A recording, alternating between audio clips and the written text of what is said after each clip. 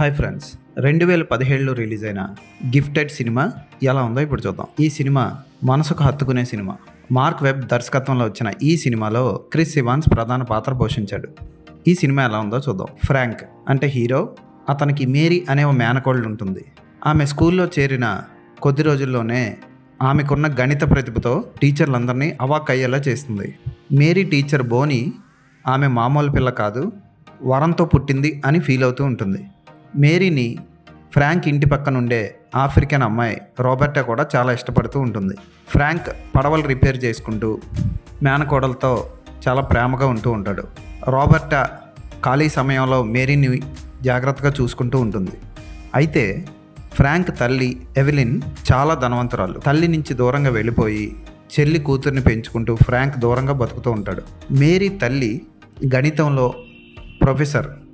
ఆమె సాల్వ్ చేయలేని ఒక ప్రాబ్లంని ఆమె కూతురైన మేరీ 7 ఏళ్ల పాప సాల్వ్ చేస్తుందని అమ్మమ్మ ఎవెలిన్ వచ్చి మేరీని తన కస్టడీలోకి తీసుకోవాలని కోర్టులో కేసు వేస్తుంది. అప్పుడు ఫ్రాంక్ మేనకోడల కోసం ఏం చేశాడు, ఎవెలిన్ ఎలాంటి కుట్రలు పన్ని మనవరాలను చేజిక్కించుకోవాలనుకుంది, మేరీ చివరికి ఎవరి దగ్గరికి వెళ్ళింది అన్నది సినిమా.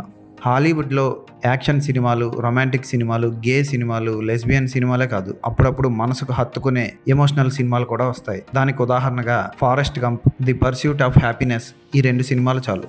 అలాంటి కోవకు చెందిందే ఈ గిఫ్టెడ్. ఎప్పటి నుంచో ఈ సినిమా చూద్దాం అనుకొని ఈ మధ్య ఖాళీ సమయంలో చూసా. నాకు మైండ్ బ్లాక్ అయిపోయింది ఈ సినిమా చూశాక. ముఖ్యంగా మేరీ పాత్రధారి మెకెనా గ్రేస్, వాహ్ ఏమి నటించింది. చిన్న పిల్లగా ఆమె డైలాగ్ డెలివరీ కానీ, డైలాగ్ చెప్పేటప్పుడు యాటిట్యూడ్ కానీ, ఆమె చెప్పేటప్పుడు ఆమె ఫేస్ ఫీలింగ్స్ కానీ వావ్ అనిపిస్తాయి. మేనకోడలుగా అద్భుతంగా చేసింది. ముందు పళ్ళన్నీ ఊడిపోయిన అద్భుతంగా క్యూట్ స్మైల్తో టీచర్లకే సవాల్ విసిరే పాత్రలో, మేరీ పాత్రలో మెకెనా గ్రేస్ అత్తరగొట్టిందని చెప్పొచ్చు. ఇక మేనమామ పాత్రలో ఫ్రాంక్ పాత్రలో క్రిస్ ఇవాన్స్ అద్భుతంగా చేశాడు. కెప్టెన్ అమెరికా లాంటి యాక్షన్ సినిమాల్లో చూసి ఈ సినిమాలో అతను చూడడం మనకు విచిత్రంగా అనిపిస్తుంది. చాలా బాగుంటుండే అతని పాత్ర.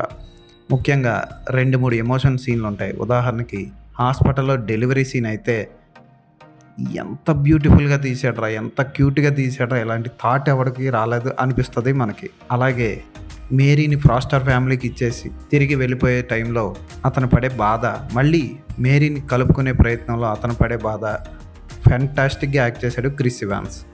న్యాచురల్గా ఉంటుంది, అద్భుతంగా ఉంటుంది. టీచర్ బోనీ పాత్రలో జెనీ స్లైట్ అక్కడక్కడ కొంచెం రొమాన్స్ పండించింది.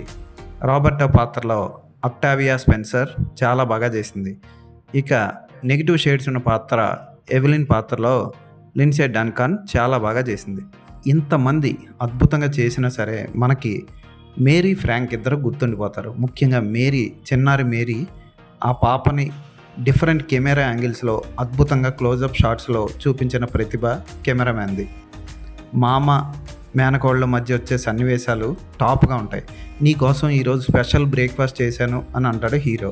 మెల్లిగా వచ్చి డైనింగ్ టేబుల్ దగ్గర కూర్చొని ఏది నా స్పెషల్ బ్రేక్ఫాస్ట్ అంటే కెలాగ్స్ డబ్బా తిప్పి దాని మీద స్పెషల్ అనే పేరుని చూపిస్తాడు హీరో.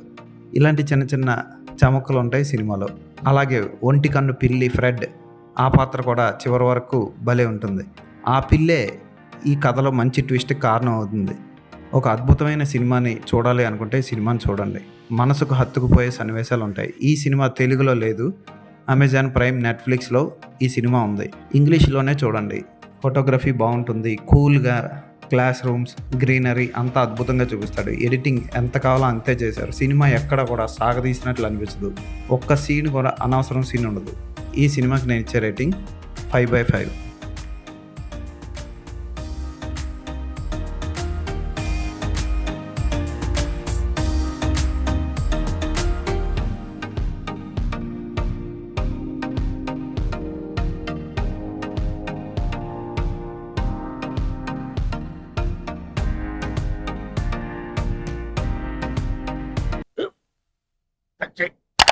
మన స్కూల్ బెంచ్ లాగా ఎంత గట్టిగా ఉందోరా. కొట్రా, కొట్టు, పర్లేదు, కొట్టు. అబ్బా చైన్ పెట్టేసింది బాబాయ్. ఆ, ఏంటి నువ్వు కొడతావా? కమా బిట్ మీ యార్. వద్దు బాబాయ్. వాణ్ణి నేను కొట్టడం లేదమ్మా, వాణ్ణే నన్ను కొట్టమంటున్నాను. నువ్వేం కంగారు పడక్కర్లేదు. అడుగుతావేంటి?